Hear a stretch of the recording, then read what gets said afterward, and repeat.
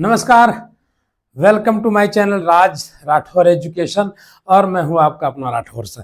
तो साथियों, वैकेंसी जो है वो निकल चुकी है।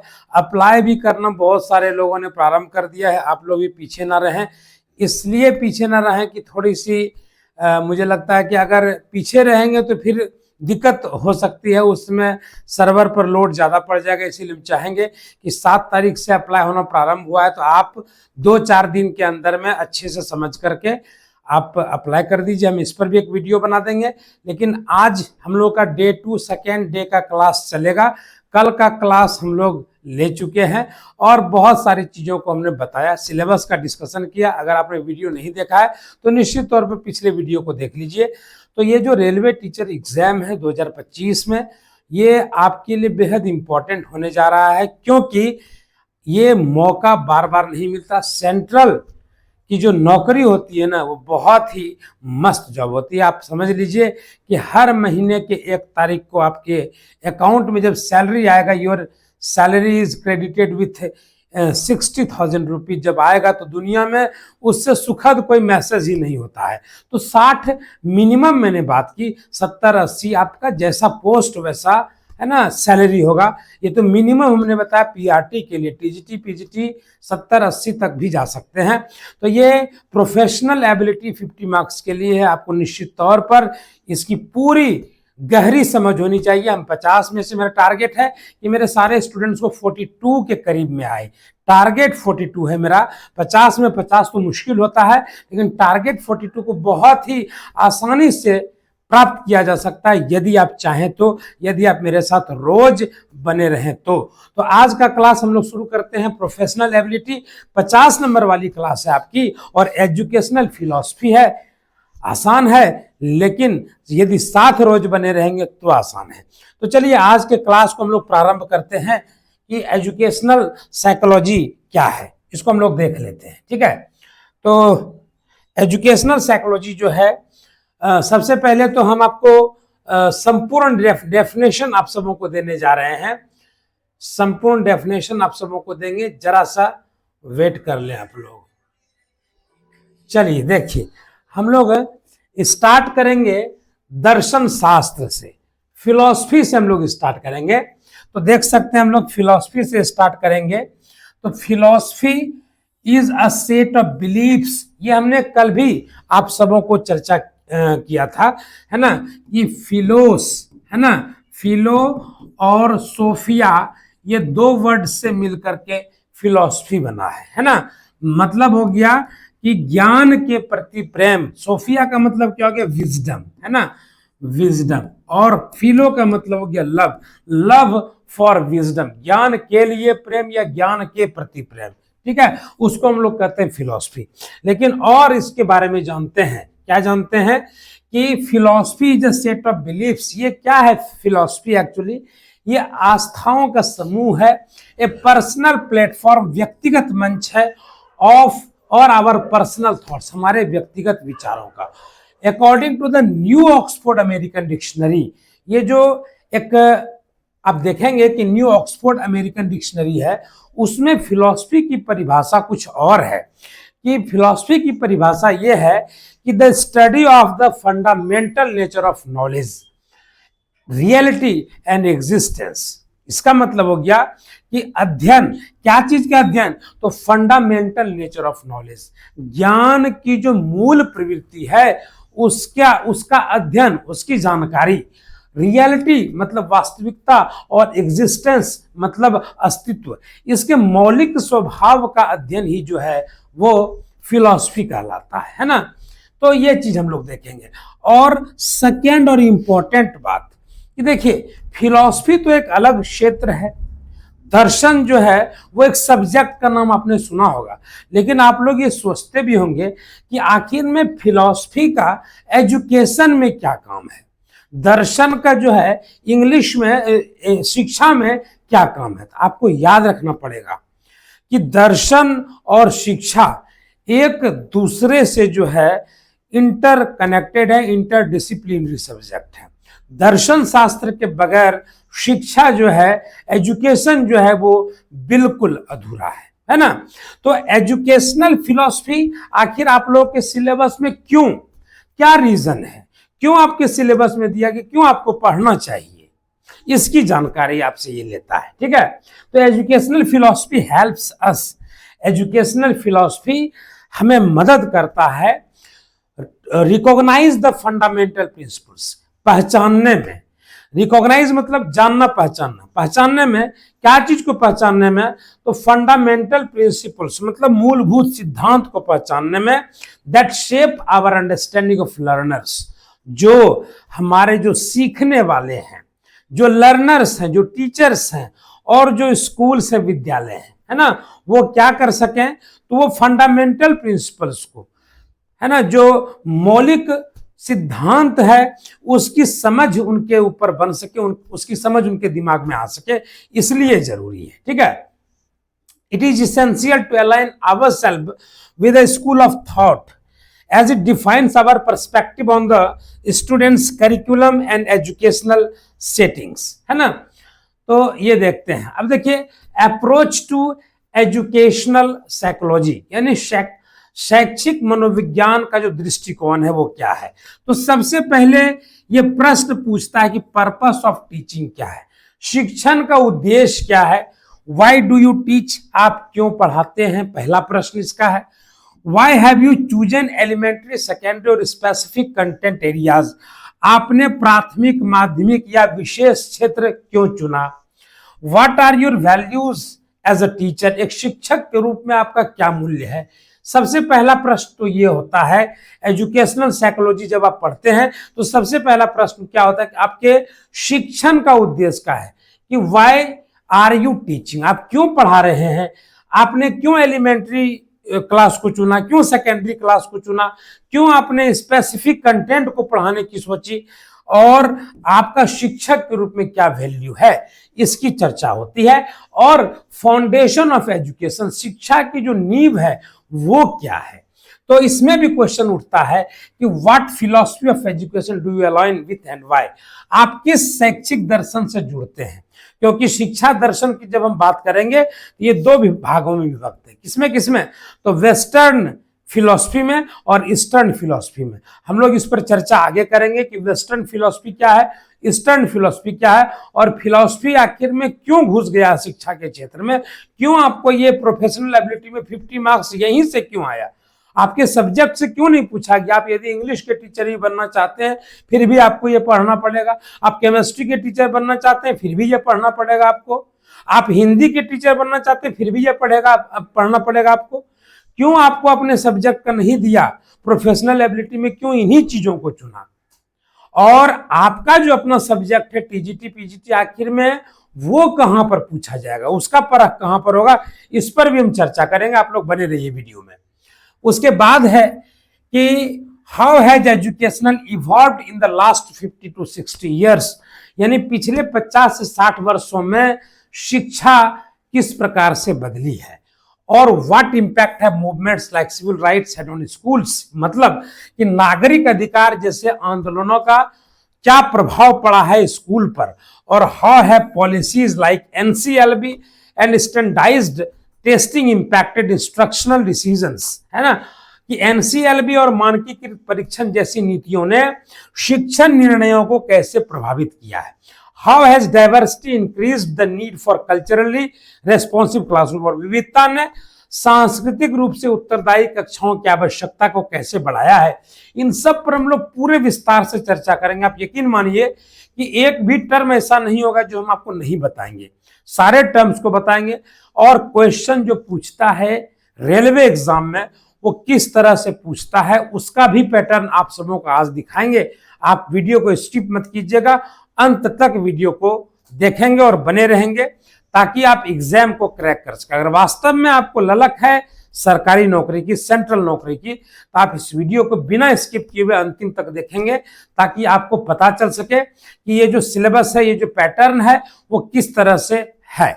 उसके बाद देखिए understanding of teaching and learning, मतलब सीखने और समझ, शिक्षण और सीखने की समझ की जब बात करेंगे तो पहला क्या है कि what methods and pedagogy do you use, आप कौन सा तरीका और कौन सी शिक्षण पद्धति अपनाते हैं। फिर क्या है, which elements of effective instruction are most important, यानी प्रभावी शिक्षण के कौन से तत्व सबसे अधिक महत्वपूर्ण है। और how do you motivate your students and your self, आप अपने आप को और छात्रों को और खुद को जो है कैसे प्रेरित करते हैं, ये भी इसके अंतर्गत आता है। क्लासरूम का इन्वायरमेंट क्या है, आप शिक्षार्थियों का समुदाय कैसे बनाते हैं, है ना, आपका आचार संहिता, आपका कोड ऑफ कंडक्ट क्या है, और आप है ना डिसरप्शंस को कैसे मैनेज करते हैं। यदि किसी तरह की परेशानी होती है क्लास में तो आप उसको कैसे मैनेज करते हैं। आप समझ रहे हैं ना कि रेलवे या टीचर में ये सब क्यों पूछा जाता है, क्योंकि आपको ऐसी परिस्थितियों का सामना करना पड़ेगा स्कूल में। और इंक्लूसिवनेस मतलब होता है समावेशिता। तो क्या आप अपनी पूर्वाग्रहों को समझते हैं, आप बायस्ड नेचर के हैं। बायस्ड नेचर मतलब कि किसी का है ना क्या कर लेना, तो किसी के बातों को आपको समझना है, यानी आप किसी का जो पूर्वाग्रह के बारे में हम लोग कह सकते हैं। पूर्वाग्रह क्या चीज है, जैसे आप किसी स्टूडेंट के बारे में जान रहे हैं कि वो स्टूडेंट बहुत ही गंदे नेचर का है, हालांकि अब जो है अभी के परिप्रेक्ष्य में उसका नेचर अच्छा है, लेकिन पहले से आपके मन में एक सेट ऑफ बिलीफ है कि वो अच्छा स्टूडेंट नहीं है। अभी वो ठीक है, लेकिन वो बिलीफ जो आपके मन में उसके प्रति है, वो आज भी जब आपके सामने आता है तो आप उसका वही पुराना वाला बिलीफ जो मन में रखे हुए हैं कि वो अच्छा नहीं था और अभी भी अच्छा नहीं होगा, जबकि अभी वो ठीक है।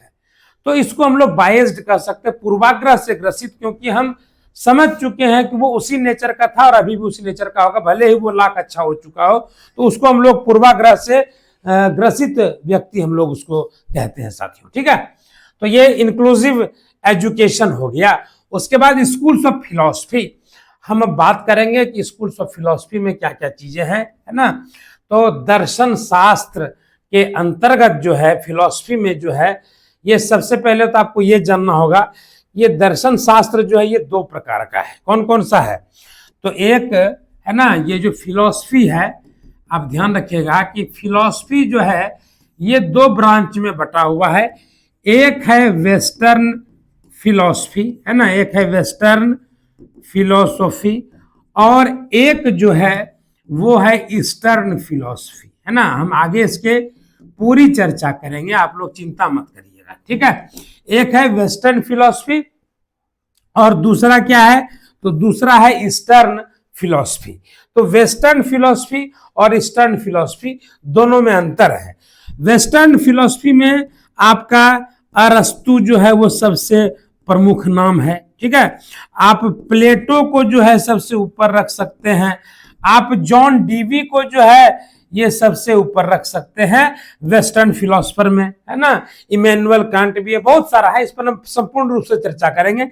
ईस्टर्न फिलॉसफी में जो है चाइना के ताओ हैं और बुद्धिज्म, है ना, बुद्धिज्म जो है यहाँ पर है, और क्या है जैनिज्म है, और क्या है वेदांत है ना।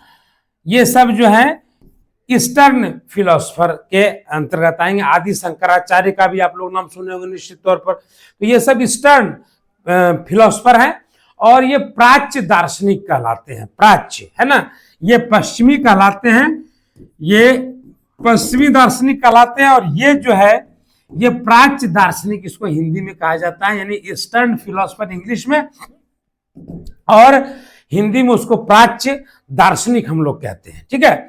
तो इनके बारे में हम लोग संपूर्ण रूप से चर्चा करेंगे और आपको बताएंगे कि रियलिज्म यानी सबसे पहले जो है आइडियलिज्म है, जिसको इंग्लिश में आइडियलिज्म कहते हैं, लेकिन हिंदी में उसको हम लोग क्या कहते हैं, तो आदर्शवाद कहते हैं। और इनका क्या कॉन्सेप्ट है, तो ये कहते हैं, आइडियलिज्म वाले कहते हैं कि विचार या अवधारणाएं सभी ज्ञान का सार है। मतलब कि आइडियाज और concepts are the essence of all knowledge, यानी विचार या अवधारणा ये सभी ज्ञान का सार है, ठीक है। और इसका की थिंकर्स इनके कौन कौन है, तो आदर्शवाद को सपोर्ट करने वाले में प्लेटो, सुकरात और कांट आते हैं। ये याद रखिएगा, ये ऑब्जेक्टिव में दिया जा सकता है कि हु सपोर्ट्स आइडियलिज्म, और ऑप्शन दे देगा आपका, तीनों ऑप्शन दे सकता है और चौथा ऑप्शन दे सकता है कि इनमें से एक से अधिक, तो आपको वो करना पड़ेगा।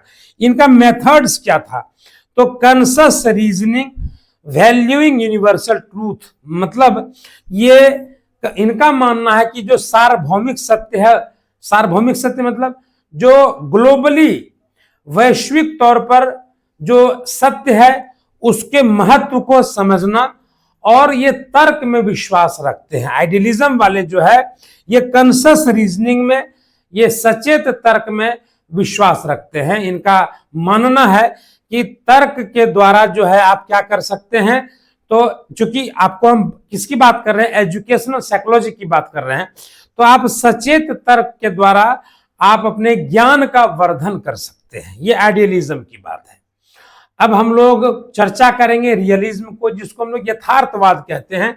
इनका क्या मानना यथार्थवादियों का, कि knowledge exist independent of the mind, यानी ज्ञान जो है, इन ये रियलिज्म वालों का मानना है, क्योंकि ये वेस्टर्न फिलॉसफी के अंतर्गत आता है, याद रखिएगा। ये इनका कहना है कि ज्ञान जो है ये मन से स्वतंत्र है ना, और इसके की थिंकर्स अरस्तु साहब हैं और लॉक साहब हैं। इनका मेथड है प्रेक्षण और प्रयोग, यानी ऑब्जर्व करते हैं और एक्सपेरिमेंट करते हैं। तो ये मुझे ज्यादा अच्छा लगता है, मैं भी इससे प्रभावित हूं। प्रेक्षण और प्रयोग से मैं पर्सनली बहुत प्रभावित हूं कि ऑब्जर्व कीजिए, एक्सपेरिमेंट कीजिए, जो निकल करके आया वो सही है ना। उसके बाद प्रैग्मेटिज्म की हम बात करते हैं, प्रयोजनवाद की बात करते हैं। इसका बिलीफ क्या है कि reality is ever changing, we learn through experience, यानी वास्तविकता निरंतर जो है वो बदलता रहता है और हम अनुभव के माध्यम से सीखते हैं। इनके की थिंकर कौन है, तो जॉन डीवी साहब, पियर्स साहब, ये दो है ना। और इनका मेथड क्या है, तो हैंड्स ऑन प्रॉब्लम सॉल्विंग या कोऑपरेटिव लर्निंग, यानी व्यवहारिक समस्या समाधान और सहयोगात्मक शिक्षा। समस्या का समाधान व्यवहारिक तौर पर करिए, सामने से आके करिए, और सहयोग कीजिए शिक्षा के क्षेत्र में।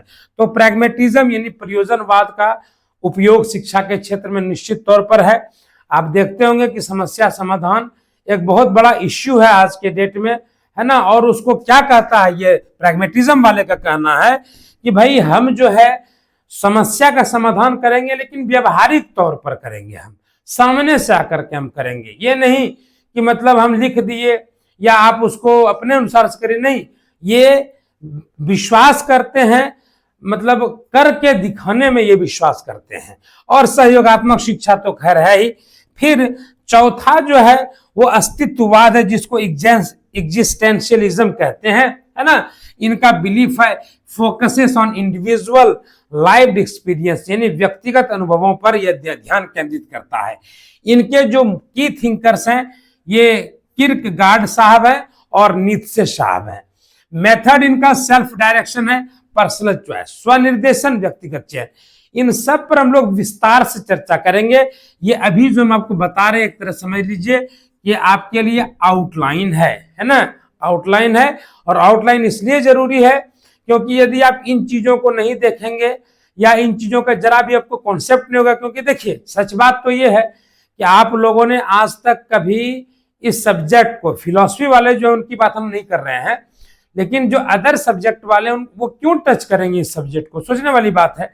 इसीलिए थोड़ा धैर्य रखिएगा, एक एक करके सारे चीजों को हम समझाएंगे, परेशान होने की जरूरत बिल्कुल भी नहीं है, ठीक है। अब देखिए हम बात करेंगे कि इसमें क्वेश्चंस जो है वो किस तरह का आता है, क्वेश्चंस आपका किस तरह का आता है। तो सबसे पहला क्वेश्चन है आपका कि what is the literal meaning of the word philosophy, यानी फिलॉसफी का लिटरल जो मीनिंग है वो क्या है ना। तो पहला ऑप्शन आप देख लीजिए, लव ऑफ ट्रूथ है, दूसरा लव ऑफ विजडम, तीसरा स्टडी ऑफ रियलिटी, और चौथा स्टडी ऑफ नॉलेज। तो हम आपको पहले ही बता चुके हैं, क्लास जिसमें स्टार्ट हुआ उसी समय हम आपको बताए क्या है ये। तो लव ऑफ विजडम, फिलोस का और सोफिया का, दोनों का हम अलग अलग मीनिंग बताए। यानी लव ऑफ विजडम, ज्ञान का प्रेम, जिसको ज्ञान के लिए प्रेम जग जाए समझ लीजिए कि वो दार्शनिक हो गया। ठीक है, नेक्स्ट हम लोग देखते हैं which educational philosophy focuses on universal और एब्सोल्यूट ट्रूथ्स। यानी कौन सा एजुकेशनल फिलॉसफी फोकस करता है यूनिवर्सल और एब्सोल्यूट ट्रूथ को, मतलब वैश्विक या परम सत्यता को कौन सा जो है एजुकेशनल फिलॉसफी फोकस करता है। याद रखिएगा कि ना तो वो है ना रियलिज्म होगा, ना प्रैग्मेटिज्म होगा, ना एग्जिस्टेंशियलिज्म होगा, तब होगा क्या, तो ये आदर्शवाद होगा। आदर्शवाद जो है वो यूनिवर्सल या एब्सोल्यूट ट्रूथ में भरोसा करता है। ठीक है, यानी सार्वभौमिक सत्य में ये विश्वास रखता है, भरोसा करता है। चलिए प्रश्न नंबर 3 की ओर चलते हैं। Which is associated with the philosophy of pragmatism. Pragmatism philosophy के साथ कौन जुड़े हुए हैं, ये आपको बताए थे ना कौन कौन लोग जुड़े हुए हैं। तो इसमें प्लेटो नहीं होगा, एरिस्टोटल नहीं होगा, कांट नहीं होगा, तब क्या होगा, तो जॉन डीवी साहब जो हैं वो फिलॉसफी ऑफ प्रैग्मेटिज्म से जुड़े हुए हैं। ये हम आपको बता चुके हैं, इस टाइप का क्वेश्चंस आएगा आपके एग्जाम में, इसीलिए हम आपको की कॉन्सेप्ट दे रहे हैं आप सबों को कि एग्जाम में क्वेश्चंस कैसे आएंगे। ठीक है, what is the focus of existentialism in education. यानी अस्तित्ववाद का जो है क्या फोकस है, क्या मेन ये क्या शो करना चाहता है, क्या दिखाना चाहता है। तो यूनिवर्सल ट्रूथ की तो बात इसमें बिल्कुल भी नहीं होगी, है ना। साइंटिफिक मेथड, वैज्ञानिक विधियों की बात इसमें नहीं होती है, और ना ही हैंड्स और लर्निंग, व्यवहारिक शिक्षा की। इसमें बात होती है केवल और केवल व्यक्तिगत अनुभव की, यानी पर्सनल इंडिविजुअल एक्सपीरियंस की बात होती है। किसमें, तो एग्जिस्टेंशियलिज्म में। उसके बाद हम लोग देखते हैं which teaching method is emphasised in realism, कि कौन सा टीचिंग मेथड जो है हम लोग एम्फेसाइज्ड करते हैं रियलिज्म में। रियलिज्म में यानी यथार्थवाद में हम लोग कौन सा टीचिंग मेथड को यूज करते हैं, कौन से टीचिंग मेथड पर हम लोग जोर डालते हैं। याद रखिएगा कि ना तो इसमें प्रॉब्लम सॉल्विंग होगा, ना सेल्फ डायरेक्शन होगा, ना कोऑपरेटिव लर्निंग होगा। आप सब लोग इसको ध्यान से पढ़े होंगे। ये निश्चित तौर पर एक्सपेरिमेंटेशन होगा, मतलब प्रयोग पर आधारित ये होता है। ठीक है, 6th नंबर हम लोग देख लेते हैं। 6th नंबर क्या है कि which philosophy states that truth is what works. कौन सा फिलॉसफी ये कहता है कि सत्य जो है वो है जो क्या करता है, दैट वर्क्स, जो काम करता है ना। तो रियलिज्म होगा या प्रैग्मेटिज्म होगा या आइडियलिज्म होगा या एग्जिस्टेंशियलिज्म होगा। याद रखिएगा कि ट्रूथ इज व्हाट वर्क्स जो है ये प्रैग्मेटिज्म का यानी प्रयोजनवाद इसी बात पर जोर डालता है कि ट्रूथ इज व्हाट वर्क्स, है ना।